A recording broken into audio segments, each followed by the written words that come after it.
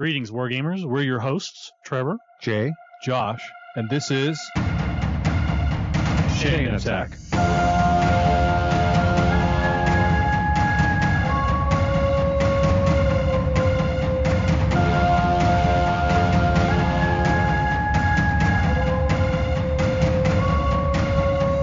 Chain Attack is sponsored by Discount Games Incorporated. Discount Games Incorporated specializes in customer service, low prices, and prompt shipping. You can find our web store at www.discountgamesinc.com.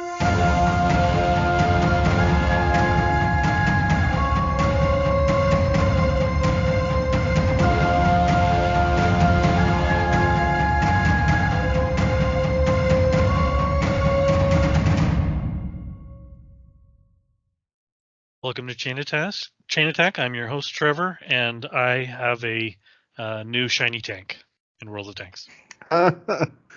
I'm Jay, and I've been reading quite a bit lately. And I'm Josh. I'm also reading, and I have a shiny new computer upon which I will probably never play a tank game. Yeah, for those who aren't in the Discord, I feel like everyone needs an update about how awesome you are at World of Tanks, Trevor, and that you now have Joined the big boys. Yeah, won the event. One, I don't think so. I finished 340th out of the 1,200 that get tanks, so there you go. Although I was actually lower, but there's always a round of people who get banned. Sure, because really what this game needed more to make it even more interesting was like rampant cheating. It's not rampant, at least not in the United States. It is. So the game is its biggest player base is from Russia. Right. The company is not based in Russia, but it's based in Belarus. So it's an ex-Russian country or ex-Soviet Union country. Excuse me. Basically a Russian satellite at this point. I mean, yeah, sure. They don't get along with Russia very well either. I don't think that, just like most of those countries don't. But anyway, it has a Russian server base, and their largest player base is based in Russia. And every year there is just a sickening number of Russian players who get banned for cheating. In North America this year, I think there might have been 30, 40. So after the bans, I moved up 6. There were 6 people ahead of me that got banned. So there was one clan that got removed. Like the whole clan basically got just taken off. But yeah, savage. The players in the clan who were not found to be cheating still got their reward. But there's like a big multiplier that happens. Like a event multiplier that happens based on your clan's ranking. So having lost your clan's ranking is a pretty punishing thing too. So anyway, yeah, I'm glad it's over. I haven't played tanks since. I logged off, and that is my favorite part of the story. Yeah, I mean when you're done, I played 174 games of the tanks in a deep period, like 12.4 games a night. So it's a lot of world, and when it was done, I'm like, you know what, it's time for a break. So I too have been reading. I'm almost done with Forever War. Did you take your wife to her belated Valentine's Day dinner or some such? No, not yet. That is planned for this Friday. Have you been liking the Forever War so far? It's okay, but it's probably not necessarily my cup of tea. And I don't necessarily know that I can explain why. So ask me again when I'm done, because there are times when there are sections of it that I've enjoyed immensely and that I've read through fairly quickly, and there are sections of it that I just like. It was sort of a slog for me to get through. Mm-hmm. So yeah. I think that the start is one of the weaker parts of it personally, but yeah. All right, well, buy all the things from discountgamesinc.com. And you too can experience happiness again. I did appreciate the tweet that said, like, it feels so like retro and old school to be worrying about death via World War III as opposed to a million other things. Oh, amazing. And if purchase from Discount Games Inc. Don't bring you the happiness that you desire, then clearly your next step should be to like, follow, and share the Josh Wheeler for Idaho Facebook page. Yes, yes. Far and wide. What could go wrong there?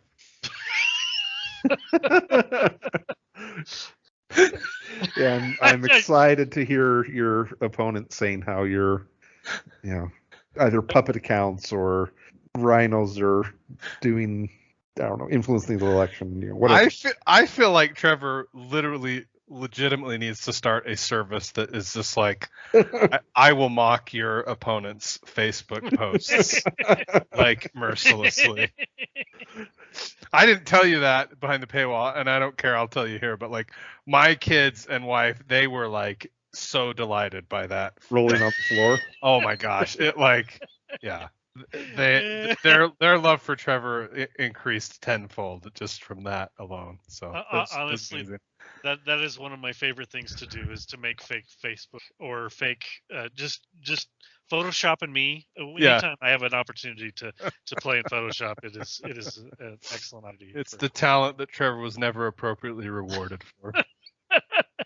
Oh no, my reward comes. It's just my own. It's my own laughing at myself. Yeah. It's easy to reward a man who loves his own jokes. That's right.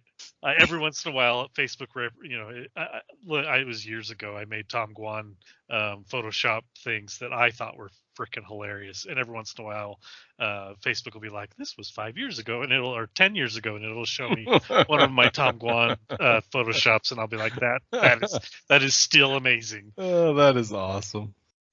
All right. Well, this week we are going to talk about the Vax Machina cartoon series on Amazon Prime. There is 12 episodes, they're each almost 30 minutes. And it, about 3 years ago, Critical Role did a Kickstarter where the funding goal was $750 million. 750,000. Okay. And they got. I was about to make a major career change, right? Yeah, there. right. They ended up getting over almost 12 million, I think, from the Kickstarter, and that was what they said. Before the Kickstarter, they had kind of pitched the idea to some people at Hollywood, and they're kind of like, maybe they didn't really get the vision, basically, is what Critical Role said. And then once they had the most successful Kickstarter for a TV show ever, a lot of people were a lot more interested. And so they partnered with Amazon, and they haven't announced the dates for season 2, but the plan from the start was that it would be 2 seasons of 12 episodes. So this is my first. I know about Critical Role. I have many friends and customers who adore Critical Role. This is my first time consuming Critical Role in any form, right? In any form, yes. Yeah. I'm curious, what are your guys' exposure to Critical Role up to this point?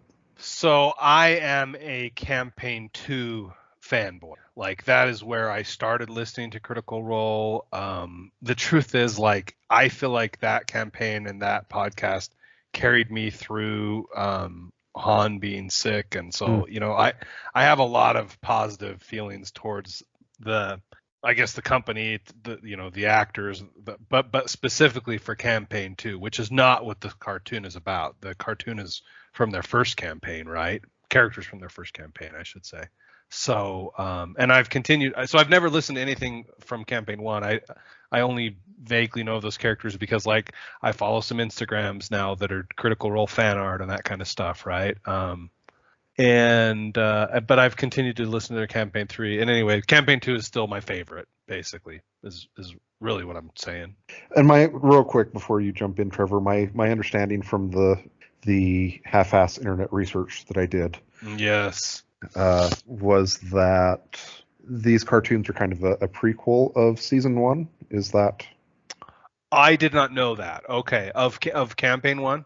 Yes. Oh, interesting. Okay, I like your half-assed internet research, but I don't know that. Okay, we'll go with it. I'm Yeah. sure we'll get There should be some critters fan out there voice. that can correct us real good. I'm sure. So Trevor, you go. So I thought it should be up my alley, and I attempted to watch the first episode of the Critical Role, basically that's streamed. You can find it on YouTube now. Right. Yeah. So the very first season, first episode, I attempted to watch it. I'll be honest, I don't think I made it even a half hour. It didn't resonate with me, or maybe I don't know. Maybe do you think the characters were not lawful evil enough, or lawful chaotic? I can't think of chaotic neutral. Thank you. They're definitely chaotic neutral. Yeah. No, it didn't have anything to do with the characters. It didn't have anything to do with the characters. It just, the format felt like I was, let me put it this way, for that, and I haven't watched anything else. I don't know if they hit their stride later, but it felt like an hour's worth of entertainment smashed into 10 hours. It was like Munchkin, the television show. Yeah, I couldn't. I needed more pacing, I guess, and I realized that it's just, you're sitting in on their D&D session, but I have my own D&D sessions. I don't need to sit in on someone else's. I should say, like, I listened to it at 1.5 speed, right? So I have only maybe once or twice ever watched the YouTube. So that is another thing to bear in mind. Like, I have only ever experienced it at 1.5 speed, So for me, an episode ends up being, 3 trips to the office kind of thing. Yeah, I mean, I think the full episodes are like 4 hours long. Does that sound right? I think 3.5, 3 to 3.5 is pretty common. Yeah, and maybe that's what I need to be doing, is listening to them in audio format, and I need to be listening to them at a faster speed or something. It does feel like it should be up my alley, but I've never partaken. So. I'm curious if I would. So, I think that the cartoon is a much better format for me. Oh yeah, you would despise the podcast, Jay. I'm going on the record right now. You would absolutely hate it. Why? Because like they do D&D combat, like So and that's and really that's a big reason why I've never really been serious in checking them out, is because I have my biases where I think that D&D is just not a good system, and I would love for you to watch it, or for you to listen to one of their episodes, just so that I could hear the way you suffer. I think that my soul would probably, if I had a soul, it would die listening to people do D&D combat. That's 100% what would happen. So one of the things that sort of maybe irritated me is they're all voice actors or similar things in real life. Yes, right. And so they are alpha personalities. Oh, I was going to say eminently overqualified for what they're doing. That too, but they're alpha personalities who want their time in the limelight, and they all sort of try to climb over each other to get it. And it drives me a little insane to watch them do it, because I can see them all sort of looking for their time in the sun, and when there's that many people at a table all doing it, I would not last a single session of D&D with that group. And the other part that sort of bugs me is that it feels like that they do such a great job of what they do that it almost makes it feel like people who watch it think that that's the way everyone plays D&D, and it's really not. I'm actually curious, Josh, to get your opinion on this.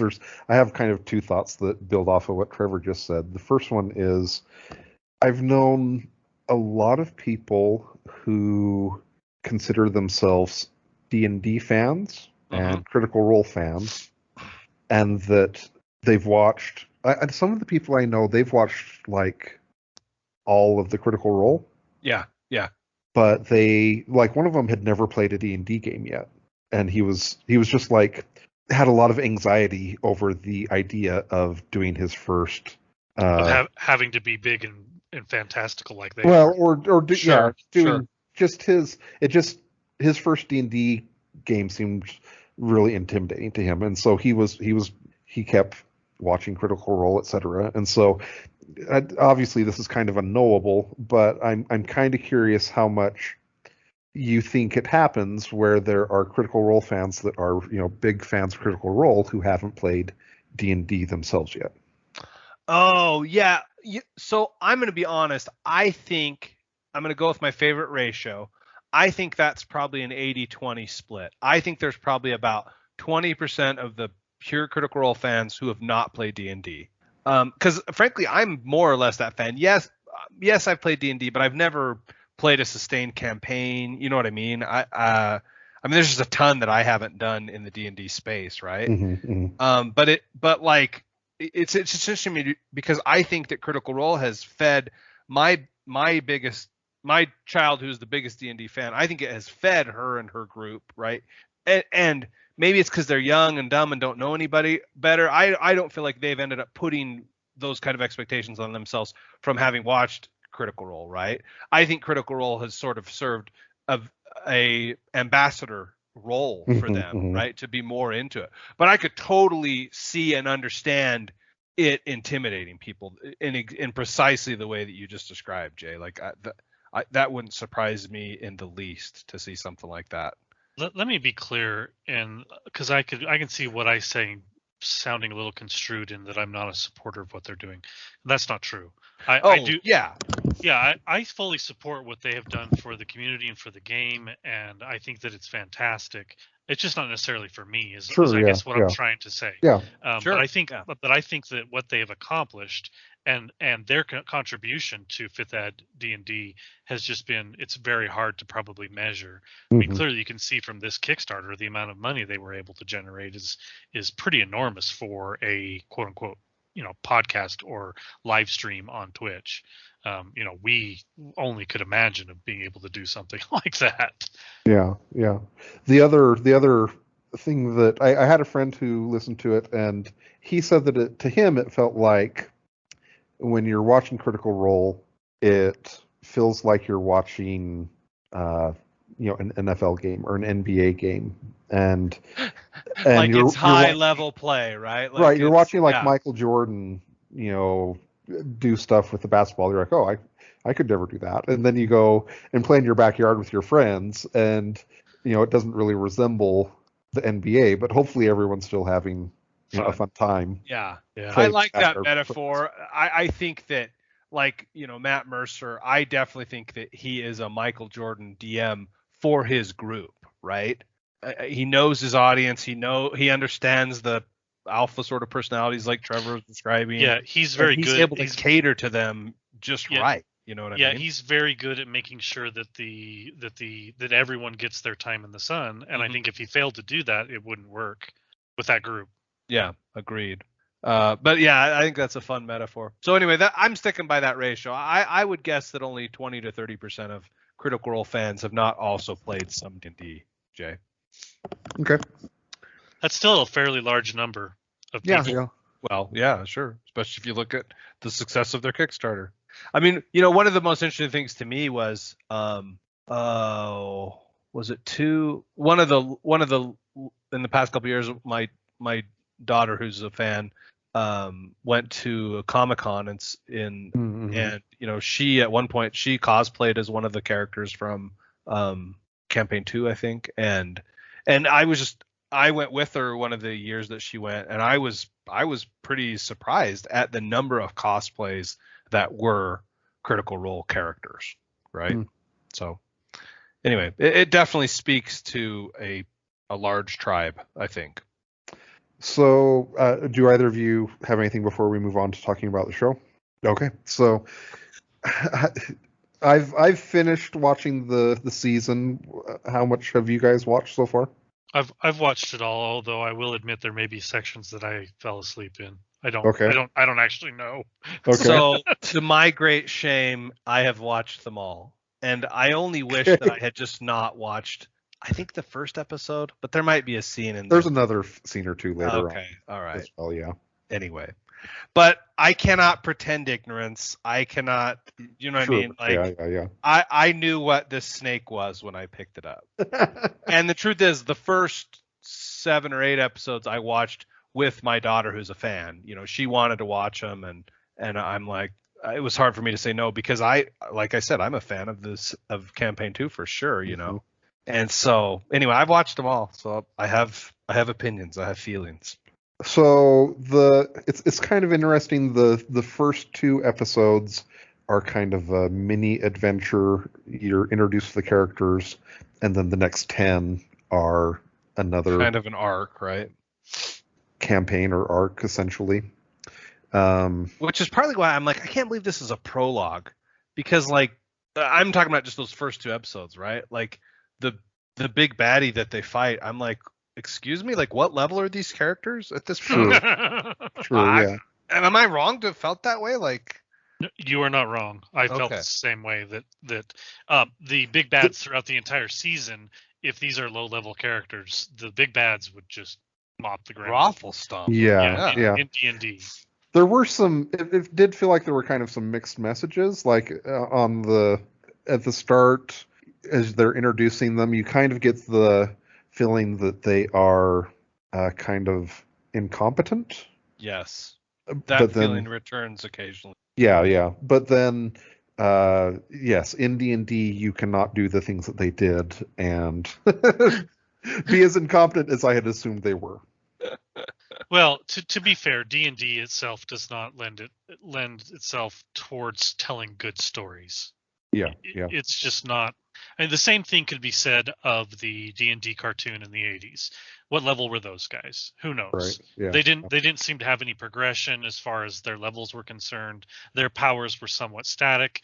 Their ability to overcome problems feels very much like this, and I don't mind that. But No, yeah, I want to be clear, because you bringing up that cartoon, like that is what I felt like watching Legend of Vox Machina. Like I felt like my 6-year-old self again. Seriously. Right. Yeah. Until a couple scenes happened, and I was like, oh, geez, I don't remember the Valkyrie in the D&D cartoons in the 80s doing that kind of stuff. I too had that very similar feeling to Josh. So I thought this is the closest we're ever going to get to a reboot of the D&D cartoon from kids. I honestly had that thought multiple times while watching the series, and I thought that it did a great job of that.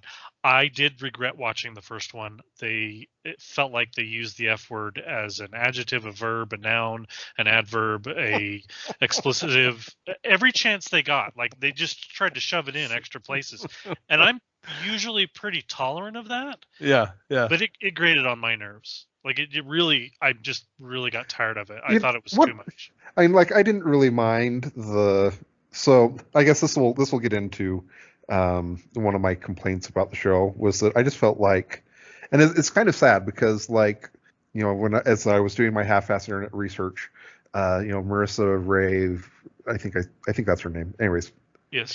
She said that like they felt like they really needed to nail the pilot and help people understand who the characters are, stuff like that. And I watched the pilot and I was just like, well, these characters are super unlikable, and why would I want to continue on? Did you guys have that reaction? Am I overselling this? I think for me, you're overselling it. I did not hate the characters as much after the first episode. I just hated how adult they seemed to be trying to push it when it didn't feel necessary. And I'll be honest, I'm a little frustrated with it because it's something that I would have liked to have shared with my kids. Right. As far as a D&D sort of environment, I don't feel like it added anything. There was some really funny part. There's some great brevity in the whole show. It's funny. In a lot of places. Like the scene where the bard is like, "Hey, I found something for you," to the rogue, and then throws up 2 middle fingers, that kind of stuff was funny. Like, and yeah, there's a lot of stuff that's very funny, stuff that happens at D&D tables. I mean, I laughed my butt off during the first episode where the advisor to the king says, the murder hobos have been murdered. That line just, I laughed my butt off. I mean, those sorts of callbacks and almost fourth wall breaking stuff it is fantastic. Yeah. But there's just, I don't feel, someone in Discord said that this was similar to Incredible. Invincible, yeah. Yeah, in levels of blood, which I agree, but then in levels of sex and swearing, it's far beyond. So right, yeah. I would feel far more comfortable showing Invincible to my daughter than this, and that's disappointing to me. I just, this is the type of thing that even if my daughter was, 22, I'd be like, do I really want you to watch this? I said to my chagrin, I've watched all the episodes, right? Partly I did it because I knew we were going to talk about it on the podcast, right? But like Jay, when you were proposing topics this past week, suggested this, and you literally said, "This is not for Josh," right? So I'm like, you said that, and I'm like, oh my gosh, I am a fallen paladin at this point. I have to turn in the shield. Like Captain America is dead. So I'm just sort of curious. Like I think I don't disagree with you. I'm just sort of curious about, why you said that, or what's your reasoning behind that statement? Oh, I mean, it just has a lot more. I mean, you can Captain America, Captain Puritanical, whatever. He can turn a blind eye a little bit to violence and the occasional swear and some profanity, yes. But when it starts getting into the sex stuff, then that's not going to fly with you. And I mean, I guess the fact that it was cartoon boobies that it was showing and not real ones maybe gives you an out, but it's a pretty narrow out. Yeah. I mean, there's pretty graphic scenes of Scamlin having sex. Yeah, 100%. So one thing I want to do before we get into grading the show is I want to go through each character and say if you like, are neutral, or dislike the character. Okay. And then also say which one is your favorite character and which one is your least favorite character. I think this is a beautiful exercise. I'm very excited. Okay. So first we have Pike. She is the cleric. I liked her. I'll give her a like. Dislike. Interesting. Okay. Why? I love that. Why you have to justify your answers? Hold on a minute. I'm kidding. Yeah, why dislike, Trevor? Yeah. You're gonna make me actually justify? I just don't. Okay. No, that's fine. I don't. I feel like there's inconsistency in the character. I guess I don't necessarily care for her. I also don't care for the role she plays in the greater series. It feels like she is a little bit of a deus ex machina. You're talking about the character, not the actress. Correct. I mean, I don't have a problem with the actress. I don't particularly care for the character. Yeah, she'll probably get a neutral from me. She's just kind of a meh. That's fair. Okay. Okay, so next we have Kaelith. She is the druid character. Yeah, dislike. I mean, I feel like she's the living embodiment of power creep. And like random power creep, right? Like, anyway. So I actually like Kaelith, and I'm going to disagree with you. I don't feel like there's random power creep here. It's personal change, her doubting of herself. I'll go neutral again. You coward. I mean, what can I say? She's just Nothing kind of a mess. Whatever. Okay, fine. Okay, so next we have Percy. I'm gonna have to go with dislike, edging towards neutral. I love the concept of this artificer who, gets the power because of demonic intervention. Is that the opposite of divine intervention? Demonic intervention? But I just. That's a spoiler, Josh. Yeah, sorry. I didn't do warnings, did I? He's just too much of a rage baby. Like, you know what I mean? Like, and not a good rage, not like a barbarian rage. Like, so. How much can you blame that upon the demon? Well, that's a fair question. I think that's a totally fair question. And so I'm not 100%. So I'm going to go with neutral. I'll say neutral. Undecided. Okay. Unaffiliated. By March 11th, I will register my feelings for whatever. I wish I could remember his full name because he only says it once in the series. Persilis Maximus Flavius the Third. Percival Frederickstein von Muscle Kalowski D. Rollo the Third. That's it. Yeah, that was amazing. I like Percy. He's one of my favorite characters. Okay. Percy will get a like from me as well. You people. Good grief. Next Maybe Okay, so next maybe we I'm have- not a fallen paladin. Next, we have Grog, the half-giant barbarian. Straight up like from me. Yeah, he's too lovable to hate him. I mean, Yep. I love a good dumb idiot, This barbarian. This is my windmill slam least favorite character of the show. I despise. I am not shocked by this at Yeah, all. I'm not shocked either. But I love his dumb jokes. The things he says are just. I love his interaction with some of the other characters. Plus, I'm not gonna lie, I'm a total fanboy for that voice actor. Okay, so you're so wrong. So first of all, I hate the dumb barbarian trope. Second of all, I hate the alcoholic barbarian trope. Okay. Which I feel like is part of the dumb barbarian trope, but that's fair. Okay. And then finally, the voice actor is like nails on chalkboard bad. You are now dead to me forever. That's fine. Okay, well, I said it and it needed to be said.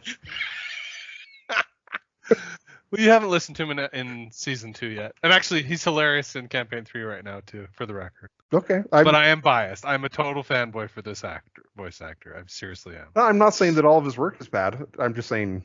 Oh, you're saying in the Grog. Yeah. That whatever. Yeah, I'm with Trevor still. Not sure. Okay, next we have Scamlin. Straight dislike. The horny bard trope, I hate. I love the voice actor. Like his character in campaign 2 is probably in my top 3 of favorite characters of the campaign 2.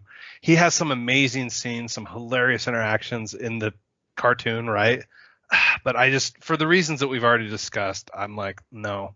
If the party had not had him, the show would have been better for it. I can agree with that statement. I don't hate him to the same level that Josh does. I'm probably more neutral because there are times when he's.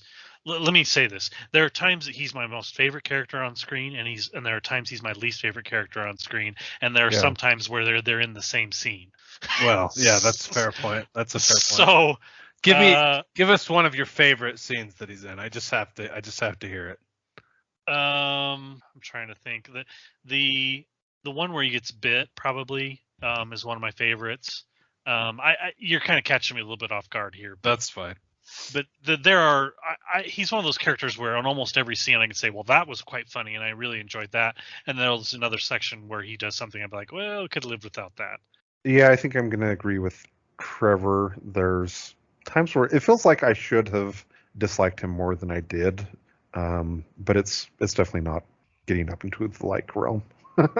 It is a little bit tropey, as Josh said. Yes. And it's a little bit too much, maybe. I mean, I guess they all sort of lean into their tropes a little bit, and he leans They do, yeah. More so than almost anybody else on the show, Yeah. and it's a little overbearing, I guess, is the problem.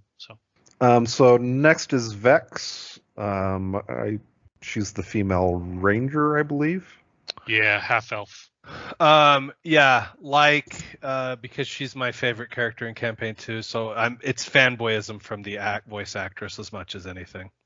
Interesting. But she's a fine ranger. I thought she's no Scott Summers, so she's great as a party leader. So I actually really, really liked the bear, and the fact that they basically left the bear for the vast majority of the series at home really sort of disappointed me. That's fair. Yeah, that's totally fair. Don't understand that decision. It doesn't make a lot of sense to me. They didn't fire Chekhov's gun. We hates them. Yeah. So anyway, I'm pretty neutral towards Vex, basically because I just didn't. There's nothing that I liked, nothing I disliked. It's just kind of almost a character in the background, honestly. But the bear, I really wanted to see more of, and I probably would like her more had the bear been there. So. Yeah, Vex gets kind of a meh from me as well. So like a neutral, more or less? Yeah. Okay. Finally, Vax, the half elf rogue. So it's interesting. He is hands down my favorite of the voice actors in the Critical Role crew. His character in Campaign 2 is probably my second favorite character. But so I guess I'm sorry. I like the Rogue fine, but he wasn't my favorite. He's not my favorite of the Critical Role. But I thought he was a good character and he was well played and such. I'm kind of neutral, maybe leaning towards but I guess maybe the series didn't feel like it focused too much on Vax and Vex, so I don't know a lot about their back history. It feels like we got a lot more back history or a lot more interaction with a lot of the other characters, whereas Vax and Vex felt like they were somewhat reserved, and you didn't see or feel a lot from them, I guess. It almost makes you wonder if because they've already been featured in their own comic book that they did sort of like not do as much with them in the cartoon. Yeah, well, as someone who doesn't know anything about anything outside this, other than 30 minutes of watching one of their episodes, which actually did give me sort of a precursor understanding who some of these characters were. I think I probably liked Kaelith more because of seeing that first episode, sort of understanding a little bit better about her. But yeah, anyway, I probably lean towards positive, but it's not strong. I'll go positive with Vax, and he probably earns my most liked character award, but that's kind of just by default because no one else earned it.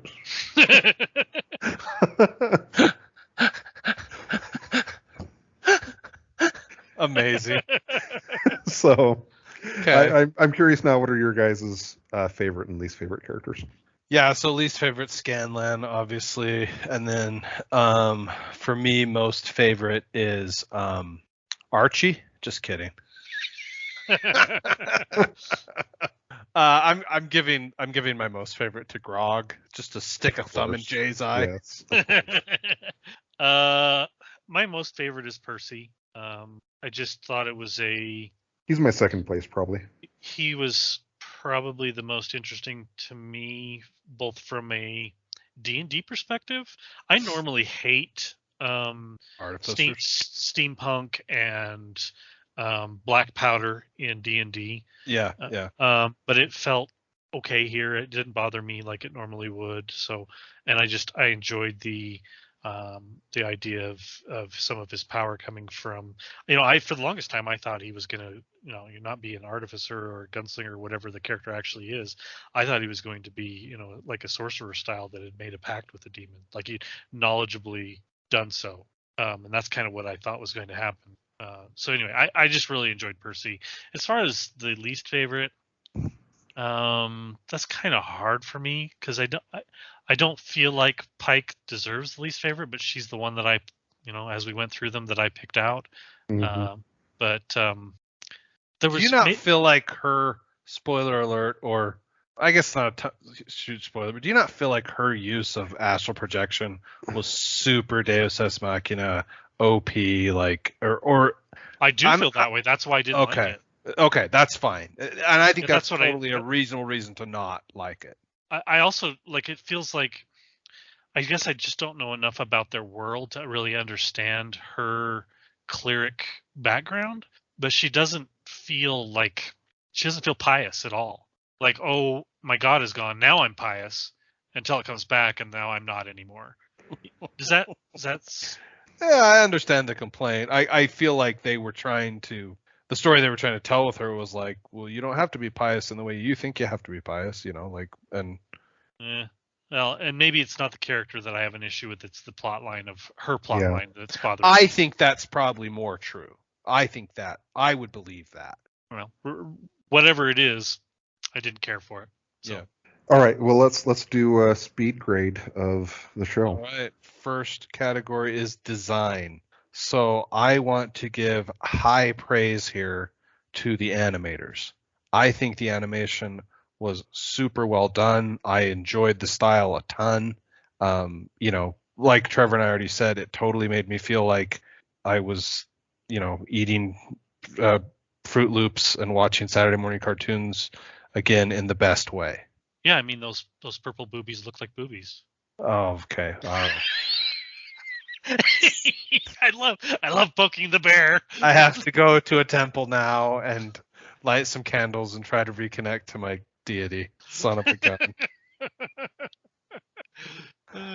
I agree that it was, when you're dealing with a or a series, a animated series where you're having to do a lot of animation with a reasonable budget, they've done a fantastic job with all of those parameters. They don't have infinite amount of money to put into it like you would if you were working for Disney or whatever. And Right. So I think that this is clearly a job well done. So I did not give a wish- score. I'm going to give it an 8. I feel like I should actually pull it down a little bit because I think the part of the design I didn't talk about, and Jay will probably rip on this more, so I'm just letting him be the one that rips on it more, I guess. But the plot was the weakest point of the design, right?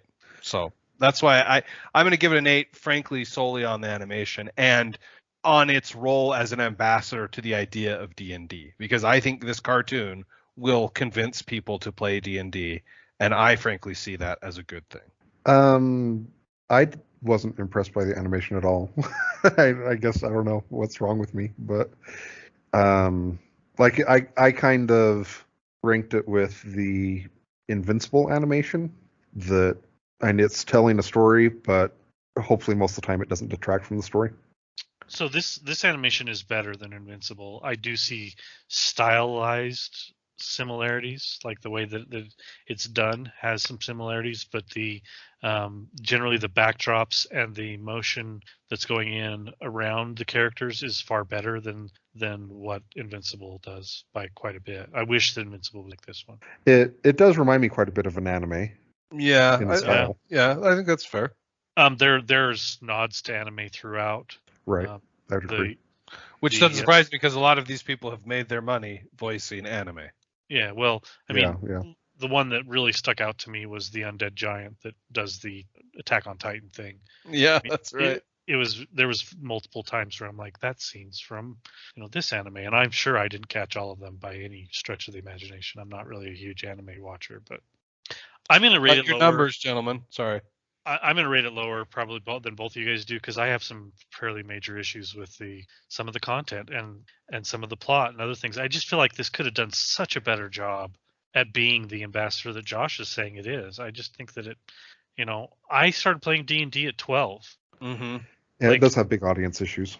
Yeah, yeah, that's fair. Actually, I appreciate you honestly calling us out on that, Trevor, because I think you're 100% right. I not that I wasn't watching this and worse when I was 12, but it's hard for me as a father to recommend it for my 12-year-old. Right. Clearly, do not as I did, but as I want you to do. But anyway, I do agree that the plot's somewhat thin, but D&D's plots are always thin. That's when you come to the D&D table. If you're looking for a really thick, intricate plot, the players are never going to get it anyway. I mean, that's just not the way it happens. So in that way, it does demonstrate D&D well. Yeah, I actually liked it quite a bit because of that. It did feel like I said, it felt like the Saturday morning cartoon of D&D. It really felt like a D&D campaign where sometimes this part of the campaign doesn't necessarily perfectly tie well into this part. So that part I did enjoy. But I mean, if I had to give it a number, I'd probably give it. There's some things that don't. And I feel like it's probably a 7. And if I was told I couldn't pick a 7, I would probably pick an 8. So. Wow. Okay. That's kind of where I'm at, honestly, Jay. When I say I feel like I should be lower, you know what I mean? Sure. Yeah. Okay. So time management. Honestly, top marks for me on this one. It's a 9. It's the perfect size of episodes. Yeah, it I would like agree. And the pacing is good. Yeah, the pacing's decent. Like maybe some of the plot could have used a little more time in the cooker, but there was some episodes like 8, 9, 10 range that felt like they were trying to drag the plot line out longer for me. But leading up to that point, and then the finishing last 2 episodes are all fine. But there were some sections in between where it was a little draggy. Felt to me like they were doing their best to try to make the plot last more episodes. Sure. Which I'm going to forgive them for, but it did, because all the other ones were paced so well. I'll say an 8. Okay. Jay, your number? I think I'll give a 9. Okay. Repeatability. I can never watch this again. I hereby swear a blood oath Huh? outside of the paywall. I can't recommend it. And so it's like a. But the truth is, if you're not, what did you call me? Captain Prude? Captain Puritanical? Okay. It probably is rewatchable. Some of the fight scenes are probably a lot of fun and stuff. I'm going to go with a 4, though, is going to be my number. I'll probably go with the Puritan. 5. I'll watch it again before season 2 comes out, but Gosh, I'm not even sure I'm going to watch season 2. To be fair, I probably will. There's a good chance I probably will, but yeah, I just don't see. Had this been a little bit different product, I would have absolutely rewatched it with my kids. Probably rewatched it multiple times. Would have been like Avatar in our house, and it's just not. It's not.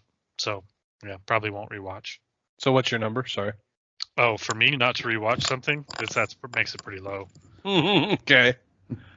The thing is the jokes are good, but I don't feel like they're going to be good a second time around. Maybe some of them are quotable, and maybe that's the part that I'll enjoy the most. I think anything that I can quote, that might get me to rewatch. But yeah, this feels a little lower than average, maybe a 4 or 5. Okay. Fun. I felt like I honestly, I would have happily not finished the series. The honest truth is, I had watched the first 6 or 7 episodes with my daughter, and then we were getting some time crunch. I knew I wasn't going to be able to watch it with her again before she had to go back to school or whatever. And so I was like, just watch them without me. And then I was even like, okay, tell me what happened. So I had it pre-spoiled to me. So I don't know. I'm going to give it. It's average fun for me. It's like, I like the way you talked about it, Trevor. Is like some of the jokes really hit, some of them not so much. That's actually surprises me that you watched it with your daughter. That must have been uncomfortable. This was my 19-year-old, right? I know. But yes, it was. Yeah, there's a lot of it that I just laugh out loud funny. We really enjoyed the humor. It just hit for me. I guess I'm not going to hit that nail again, but there's certain things that just sort of detracted from that. But overall, I found it quite humorous and fun. And there were so many times where these sort of jokes, almost meta style jokes, would catch me off guard, and I would just be laughing again. So it was quite fun. I thought A+ in the humor part, because that's not easy to do in a series. A lot of times that sort of humor falls flat, and it didn't here. I thought a lot of the combat was fun too. Yeah, I mean, it does a good job of taking regular D&D combat, which is somewhat boring, honestly, and spices it up to the point where you're engaged and interesting. I'll probably give a 7 again to fun. Okay. And your overall, I'm giving it. No, I'm not going to do this. I want to give it a 9 because the party in the second campaign is called the Mighty Nine. And they're my favorite. But the truth is, I'm giving it just a 5. Like, I'm glad it exists. I wish it didn't exist in some different ways, but right, like Trevor said, we're done hitting that nail. Yeah, I'm interested because I've never really listened more than what I did, which was very short, not giving them even a fair shake. Are they this crude on the podcast? I mean, like, my favorite character in campaign 2 is a trickster cleric who routinely draws dicks on everything. So a little bit, yes. Okay. I mean, it's not nearly as offensive when when it's just audio, right? Yeah, when you don't see the things. Interesting. I mean, do they swear as much on the audio podcast as well? Yes. Okay. Interesting. I cannot tell a lie. While I am a fallen Captain America, I still cannot tell a lie. They do. Yeah, I mean, I'm in the same boat as Josh. I'm glad that it exists, and I hope that it brings people to the D&D table. It's just not the product I was hoping it was going to. I'll probably go with an 8 on the overall, mostly just because I'm, again, happy it exists, I guess. I mean, if you told, I've said this before, but I'm going to say it again. If you told the young us. Yeah, if you told 12-year-old me that was just getting into D&D that someday there would be a 12-episode series on on a streaming service. I mean, just all these things would just blow my mind. It just doesn't seem possible that we live in this timeline. Yeah, I as mean, far we as feel that way gaming about is concerned. Spider-Man: No Way Home and Avengers: Endgame, and I mean the Marvel Cinematic, like Dune. Yeah, all that stuff blows my young mind. Yeah. You mentioned audience. Jay, do you want to say more comments about audience? I mean, it's just very MA, right? I don't know what else to say. Yeah, that's fair. What's funny to me is that almost all of the episodes actually say 16 plus on them, which I guess maybe that's MA, but it wasn't. I think that a lot of times ratings get tuned down a little bit just from the fact that it's animated. Like they'll immediately. Yes. Yeah, I think you're probably right. And sometimes that sort of bothers me, but whatever. It is interesting. I think that this is one of those things that it goes far enough in some cases, sometimes, and it's not common, but every once in a while it goes far enough that there are adults who probably would that this is too much. So that says something. All right. Well, let us know what you guys think, and we're eager to hear what you guys think of Vox Machina.